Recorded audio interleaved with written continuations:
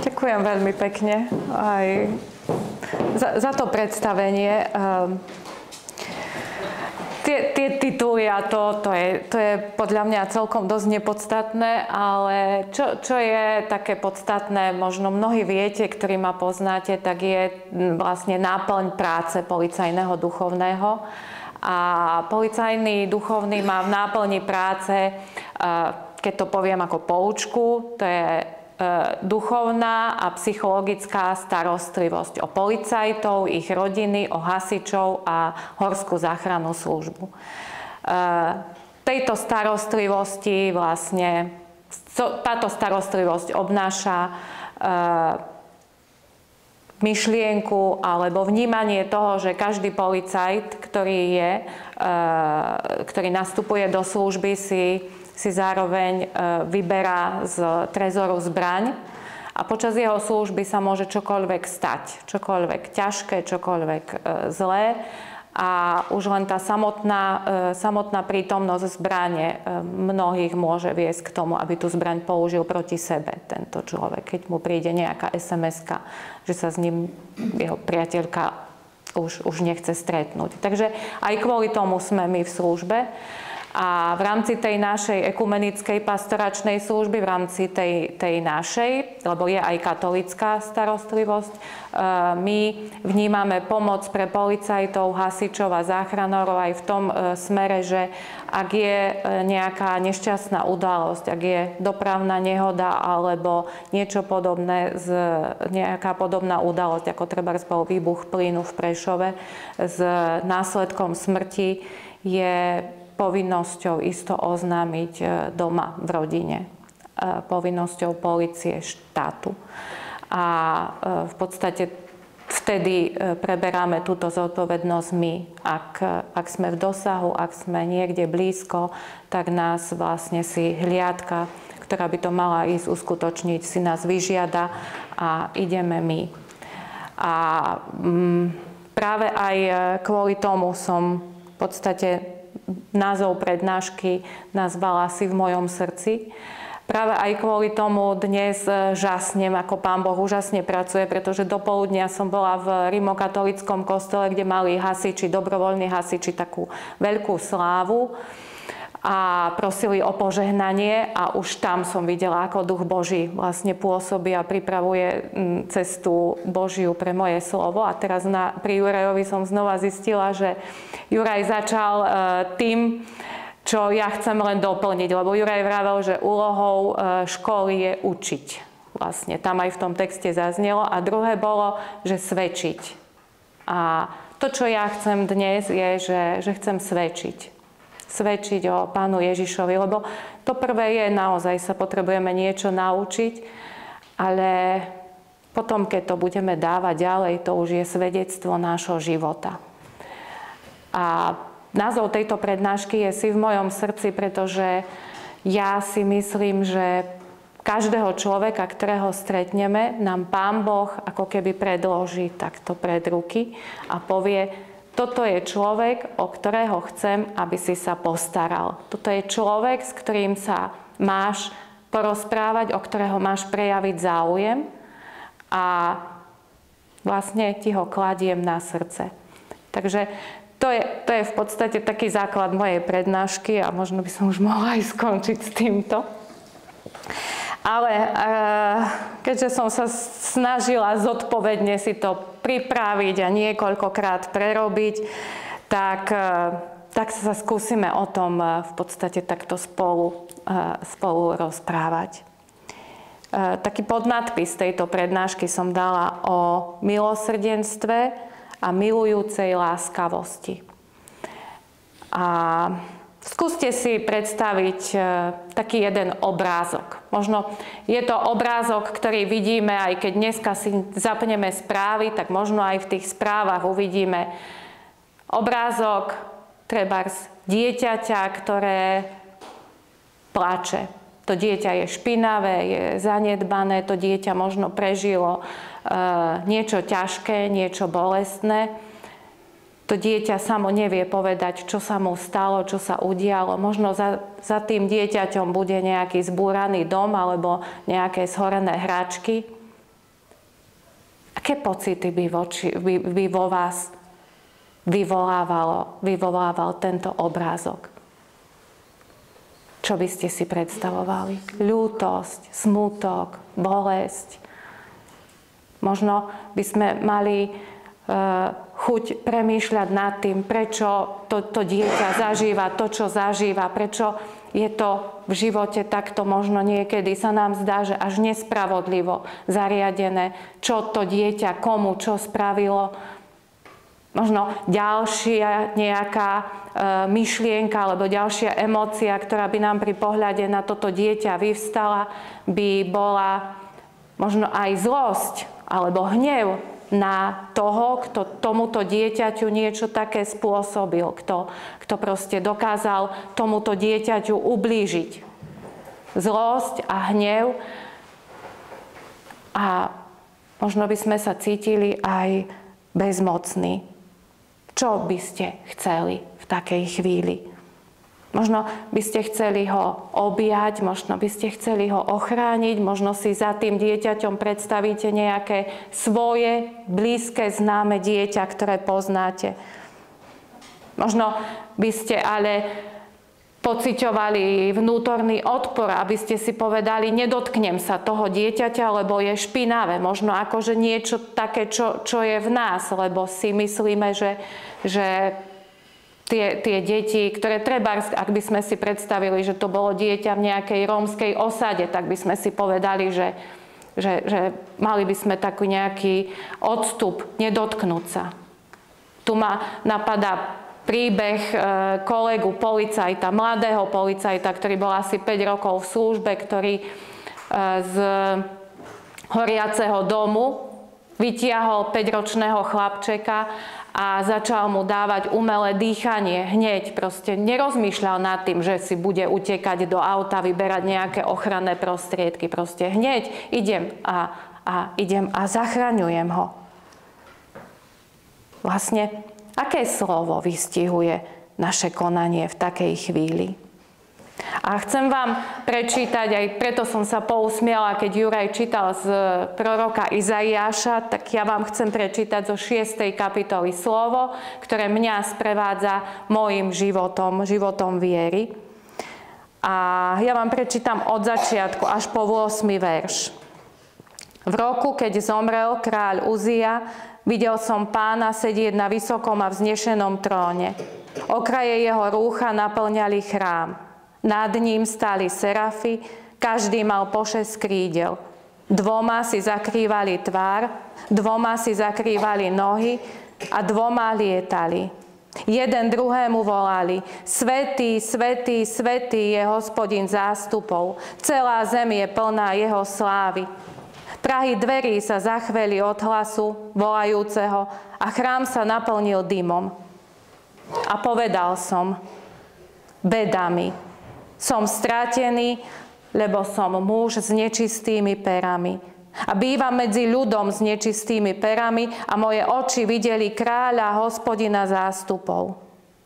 Priletel ku mne jeden zo serafov, v ruke mal žeravý uhlík, ktorý vzal kliešťami z oltára. Dotkol sa mi perí a povedal: Hľa, toto sa dotklo tvojich perí, zmizla tvoja vina a tvoj hriech je odstránený. A potom som počul hlas Pána, ktorý povedal: Koho mám poslať?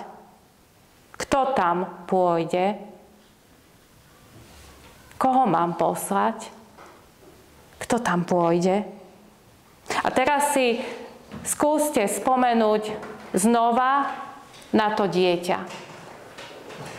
Znova si vybavte obrázok niekoho, kto veľmi trpí, kto má nesmiernu bolesť, takže ju vidíte, že je až ako keby hmatateľná. A zaznieva otázka od Pána Boha: Koho pošlem? Kto nám pôjde? Kto mu pôjde pomôcť? A naše myslenie môže ísť v tej chvíli 2 smermi. Môžeme sa, tak ako kedysi Mojžiš pred tým horiacim kríkom, pred poslaním, môžeme si povedať, Pane, ja nie, veď ja som hriešný človek, ja nemôžem, ja neviem, ja to nedokážem. Môžeme si to povedať, mohla by som si to povedať aj ja, koľkokrát zaznie, choď do tej a tej rodiny, lebo tam dieťa spáchalo samovraždu, choď. A viete, je to ťažké postaviť sa pred mamu, pred otca, pozrieť sa im do očí a povedať im, vaše dieťa už nežije. Je to nesmierne ťažké, nesmierne bolestné a ja viem, že túto bolesť tou jednou vetou im spôsobujem ja. Ale Pán Boh sa pýta, koho pošlem? Kto nám pôjde? A my by sme sa mali prihlásiť a povedať, tu som ja, Pane, pošli mňa. Lebo tí ľudia potrebujú vedieť, že je ešte nejaká nádej, že za týmto svetom, za týmto životom je niečo vzácne a dôležité. Tu som ja, pošli mňa. A čo nás teda vedie k tomu, že toto povieme? Túto jednu vetu. Čo nás vedie k tomu, že keď vidíme niečo, čo sa deje zlé na tomto svete, že sa prihlásime a povieme, Pane, tu som ti celé k dispozícii. A to je to, čo čítame v Biblii, keď sa stretávame s Pánom Ježišom a keď čítame, že Pán Ježiš bol pohnutý milosrdenstvom. Že zrazu vlastne v tom našom srdci sme pohnutí takým nejakým pocitom, že tomu človeku chceme pomôcť. Lebo milosrdenstvo to je sila, ktorá pomáha. Milosrdenstvo to je sila, ktorá kriesi. Môžeme si len spomenúť na príbeh o vzkriesení syna naimskej vdovy. Keď ju uvidel, bolo mu ju ľúto. Alebo keď Pán Ježiš stál pred hrobom Lázara, tiež plakal, tiež bol pohnutý milosrdenstvom. Alebo sa pozrime v Starom zákone, keď Pán Boh videl pokánie ninivského ľudu, bol pohnutý milosrdenstvom. To milosrdenstvo je to, o čom hovorím. Pán Boh ti kladie do srdca ľudí, ktorým máš ísť a pomáhať. Tento svet potrebuje teba.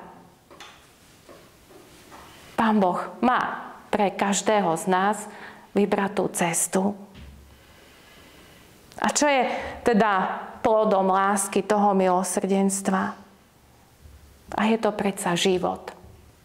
Plodom milosrdenstva je život. Ak ti Pán Boh dáva do srdca niekoho, potom chce, aby si mu ukázal život. Žij. Ďalej žij. Akokoľvek to bude ťažké. Akokoľvek sa budeš musieť znova deň za dňom, minútu za minútou postaviť, ale ty žij. Lebo Pán Boh má pre teba nejaký cieľ, nejaký zmysel. Žij ďalej. To je plodom toho milosrdenstva. A teda, čo to je milosrdenstvo? Možno, ak by sme začali rozprávať slovami tohto sveta, povedali by sme, milosrdenstvo je zastaralý cit. V dnešnom svete je lepšie byť priebojný, bojovať. V dnešnom svete, veď aj deti v škole sú učené tomu, že byť najlepší. Dokázať, že som lepší ako ten vedľa. Nebyť milosrdný, nekompromisne ísť. A dokonca máme tu aj pani učiteľky, ktoré podľa mňa mi potvrdia, že deti sú bojovníci za to, aby boli spravodlivo súdení. Nemilosrdne, nekompromisne ísť si za svojím. Ibaže je to naozaj tak. Takýto svet chceme. Čo ak my budeme na strane toho dieťaťa? Čo ak my budeme tí, ktorí nám budú stekať slzy po tvári? Čo ak my budeme tí, ktorí sa budeme cítiť bezmocní? Nebude nám dobre, ak nám Pán Boh pošle niekoho, kto k nám bude milosrdný.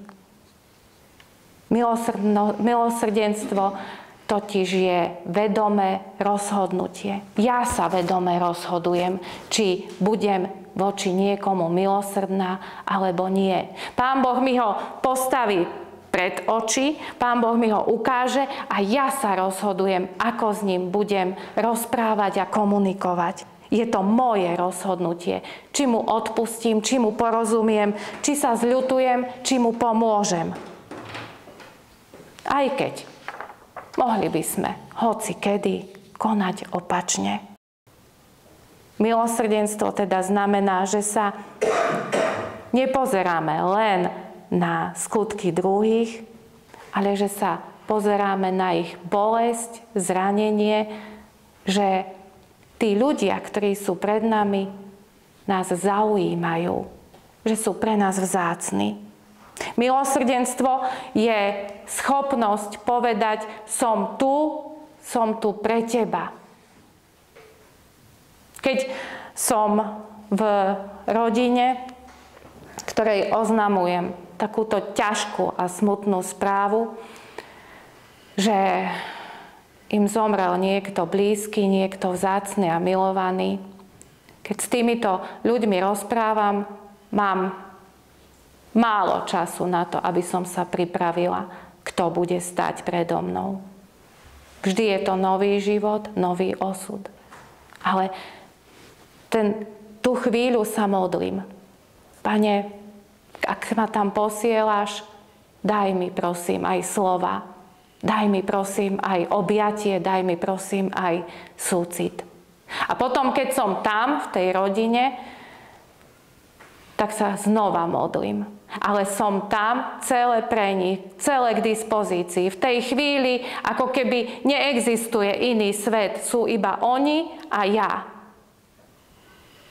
A keď odchádzam, keď sa ma potom pýtajú trebárs študenti, policajti, ktorým prednášam o tejto práci, o tom, ako to majú robiť, tak sa ma pýtajú, že ako sa to dá uniesť, ako sa to dá potom zvládnuť. Tak im hovorím, moje auto, moje služobné auto by vedelo rozprávať. Koľko nad tými ľuďmi plačem. Koľko za nich smútim, koľko na nich myslím. Ako by som chcela, aby nemuseli prežívať to, čo prežívajú. A neviem to zariadiť. Viem jediné, povedať im, ste v mojom srdci, som tu a som tu pre vás. V takej chvíli neriešite žiadne teologické pravdy. V takej chvíli neriešite žiadnu večnosť, minulosť, budúcnosť. V takej chvíli riešite len teraz a tu. A chcem, aby si to prežil. Chcem, aby si to zvládol. A verím ti, že to zvládneš. To milosrdenstvo, to je vlastne niečo, kde milujem vo svojom srdci, kde mám láskavý prístup a ten láskavý prístup nepotrebuje veľa slov. Pamätám si, ešte na vysokej škole išla som, je to úplne jednoduchý príklad, išla som na železničnú stanicu kúpiť si lístok na vlak. A v tej chvíli ku mne prišlo dievčatko, ktoré bolo špinavé, zanedbané. Bolo to pravdepodobne nejaké rumunské dievčatko, ktorému som ja ani poriadne nerozumela, len som vycítila, že chce odo mňa nejaké peniaze alebo niečo. A tak som spravila také gesto, že peniaze, ktoré som mala, som jej dala. A ja dodnes nezabudnem na tvár toho dieťaťa a dodnes si neprestanem vyčítať, čo som urobila. Pretože ja som jej len dala tie peniaze. Ja som sa na ňu neusmiala. Ja som jej nedala základný ľudský pocit, že si ťa vážim, že si niečo vzácne, že si... Možno keby som jej nebola dala ani 1 korunu, ale bola sa k nej sklonila, usmiala sa na ňu, tak by to bolo o mnoho viac, ako keď niekomu len tak z núdze, už ma neotravuj, už choď. Toto nie je milosrdenstvo. Toto nie je láska. Milosrdenstvo je, keď niekoho skutočne prijímame, keď niekomu skutočne ukážeme, dáme mu pocit taký, ako keby dal nám pocit Pán Ježiš. Si tu a si pre mňa vzácny. Si pre mňa dôležitý. Určite z nejakého dôvodu sme sa stretli. Milosrdenstvo a láskavý prístup, láskavá milosť, to je len sa tak jednoducho usmiať. Možno len tak jednoducho prehovoriť na pokladničku v pokladni, ktorá toho už má dosť. Možno to môžete vyskúšať teraz, keď budú Vianoce, že len jednoducho sa na niekoho usmejete, spríjemnite mu deň. Je to možno? Nie možno, ale je to určite trpezlivosť. Či slovo povzbudenia pre kolegu, ktorý už to nezvláda. A je to, čo tomuto dnešnému svetu veľmi chýba, a to je naučiť sa počúvať. Nie zahrnúť toho človeka svojimi slovami, svojimi zážitkami. Nie povedať mu, keď on vám začne niečo hovoriť, že sa vám začne sťažovať a vy poviete, veď to mám aj ja. Nemáš to tak, ako on. A možno si ten prvý a možno si ten posledný k tomu, ktorému on nájde odvahu povedať o svojich ťažkostiach. Možno už nikomu ďalšiemu nenaberie odvahu povedať. A ty si mal šancu mu pomôcť. Tebe ho Pán Boh predložil pred oči, aby si ho vložil do srdca. A ty si to neurobil, lebo si nebol milosrdný, lebo si bol príliš zaujatý sám sebou. A čo je dôležité a čo sa mi na tom milosrdenstve páči, je, že milosrdenstvo je nákazlivé. Keď začnete byť k niekomu milosrdný, keď sa začnete k niekomu tak milosrdne a láskavo správať, tak sa vám to zapáči. Vám samým sa to zapáči. A možno sa to zapáči aj tomu ďalšiemu. A to je niečo, čím dokážeme tento svet meniť. Keď si uvedomíte, že ste niekomu urobili krajší svet, tak to stojí za to. Byť milosrdný a byť láskavý. Nad dverami jednej školy v Nemecku je napísané: povedz, prečo si tu.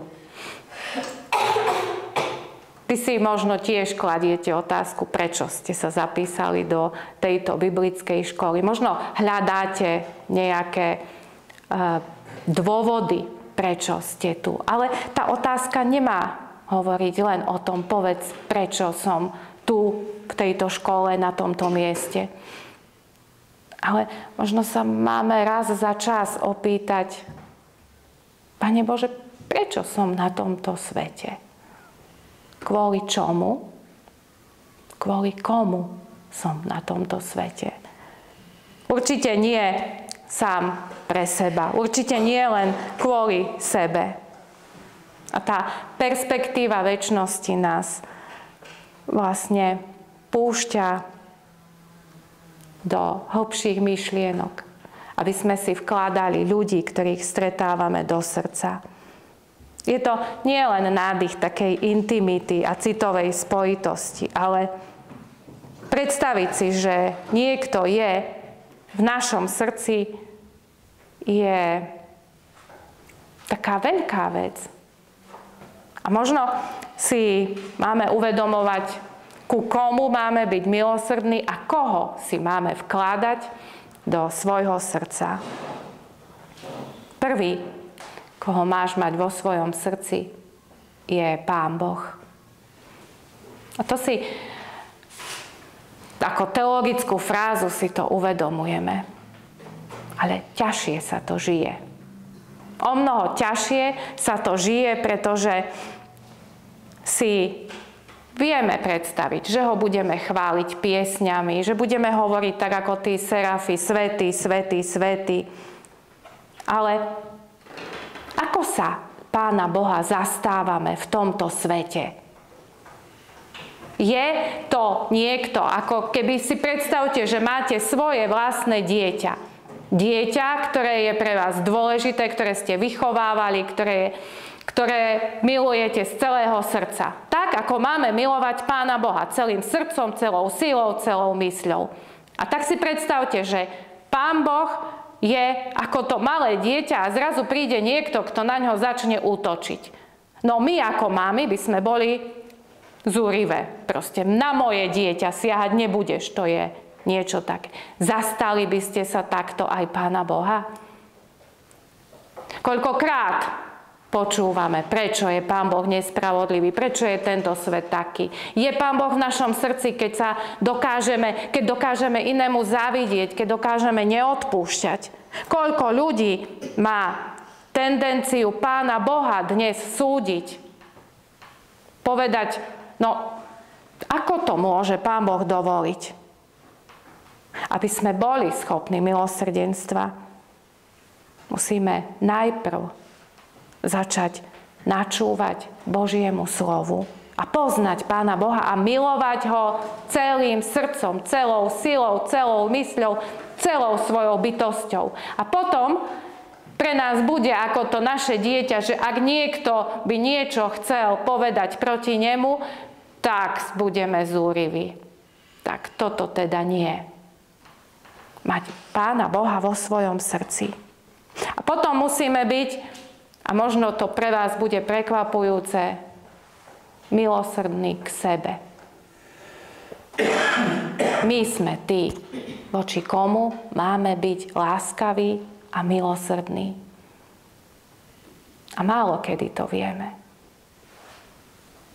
V Slovenskom otriasol ten prípad, kedy prišiel na tú strednú školu v Spišskej Starej Vsi, kedy prišiel útočník a zabil učiteľku a zabil to dievčatko, svoju spolužiačku.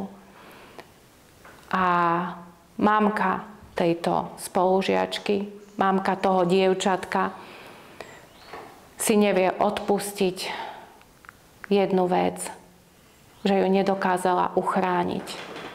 Koľko rodičov si nedokáže odpustiť, že nespravil som to, mal som spraviť inak, mal som zachrániť. Nie sú milosrdní k sebe.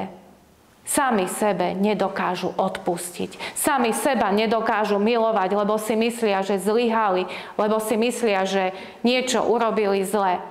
Tak ako Izaiáš v tej 6. kapitole. Som človek nečistých úst, som človek, ktorý si nezaslúži, som človek, ktorý proste nemá právo. Ale Pán Boh, keď ti Pán Boh odpúšťa, prečo neodpustíš sám seba? Milosrdný k Pánu Bohu a milosrdný k sebe. Až potom dokážeme byť milosrdní aj k iným.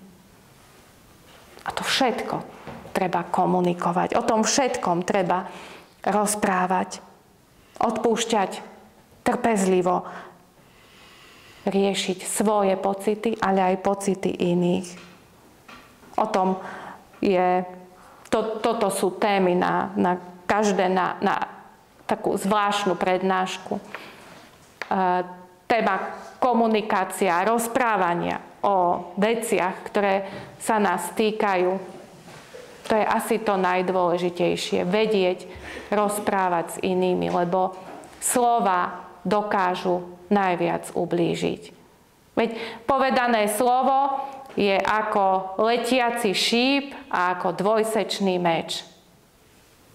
Povedzte mi, kto z vás dokáže chytiť letiaci šíp? Nikto. Nežijeme vo svete, kde by sme boli takto schopní chytiť. Takisto nechytíte slovo, ktoré ste raz vypovedali. Slovo, ktorým ste ublížili. Slovo, ktoré bolo povedané bez rozmyslu. Rovnako aj dvojsečný meč. Seká na každú stranu. Ak sa aj niečo potom spojí a napraví, vždy tam ostane znak, vždy tam ostane jazva. Koľký z nás by sme teraz mohli povedať, pamätám si, ako mi niekto ublížil tým alebo týmto slovom. A môže aj 1000-krát povedať, prepáč, odpusť.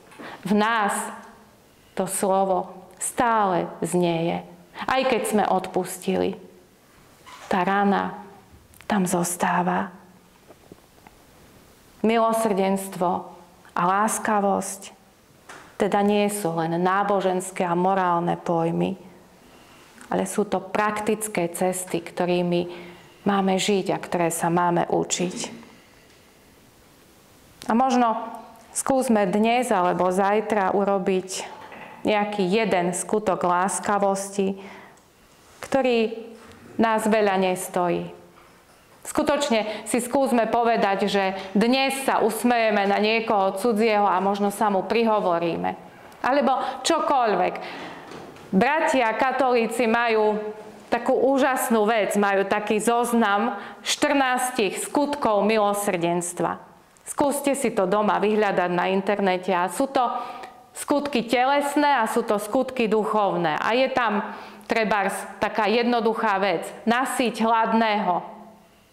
Čo nás stojí, ak človek, ktorý stojí pred obchodom, žobre, nemusíme mu dávať peniaze. Čo keby sme mu kúpili rožok? Alebo sa ho spýtali, čo potrebuješ? A vyjdeme vonku a nasítime toho hladného. A potom sú to tie duchovné skutky, kde je modliť sa za iných, prosiť, objímať, pomáhať duchovne. Skúsme si dať takýto záväzok. A už len taký jeden príbeh, ktorý myslím, že stojí za to, aby sme si ho tak na záver vypočuli a aby sme verili v to, že sa môže v tomto svete aj skrze nás diať niečo úžasné. Jedno 8-ročné dievčatko, jeden deň, je to skutočný príbeh, jeden deň vstúpilo do lekárne. Prišlo, vyčkalo si poctivo radu, ktorá tam v tej lekárni bola a keď prišla na rad, tak sa našpihla na špičky, pretože to okienko bolo nad jej pomery. V rúčkach, ktorých mala drobné peniažky, ktoré mala zo svojej pokladničky a takto ich vysypala na utík.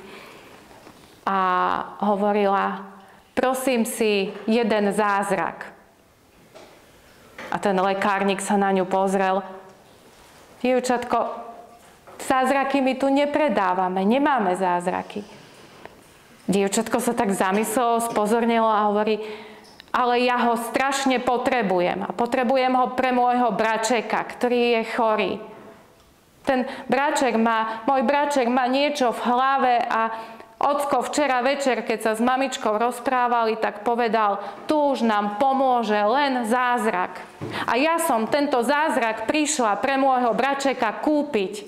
Prosím si ten zázrak. A ten lekárnik sa tak smutne pousmial a hovorí, takýto zázrak tu nemáme a nepredávame. A tak dievčatko začalo postupne zbierať tie peniažky a pobralo sa k dverám. A v tej chvíli v rade, v tej lekárni stál jeden elegantný muž, ktorý sa rozbehol za tým dievčatkom. A hovorí, koľko máš peniažkov? A ona hovorí, mám $1 a asi 11 centov. A on hovorí, toľko stojí tvoj zázrak. Zavedieš ma k vám domov? Pekne jej zobral tie peniažky do jednej ruky, to dievčatko do druhej ruky a šiel k ním domov. Bol to svetoznámy neurochirurg, ktorý potom toho chlapčeka operoval, ktorý potom tomu chlapčekovi vrátil zdravie. Koľko stojí zázrak? Len oschotné srdce malého dievčatka. Ak v tomto svete neprestaneme veriť na zázraky, potom je to s týmto svetom ešte stále dobre. Tento zázrak nech sa deje v každom srdci každého jedného z nás. Pán Boh nám verí, že to vieme a dokážeme robiť. Stačí len byť láskavý, milosrdný a predstavovať si tých ľudí, ktorých stretávame, že sú predsa v našom srdci, tak ich nemôžeme sklamať. To je všetko.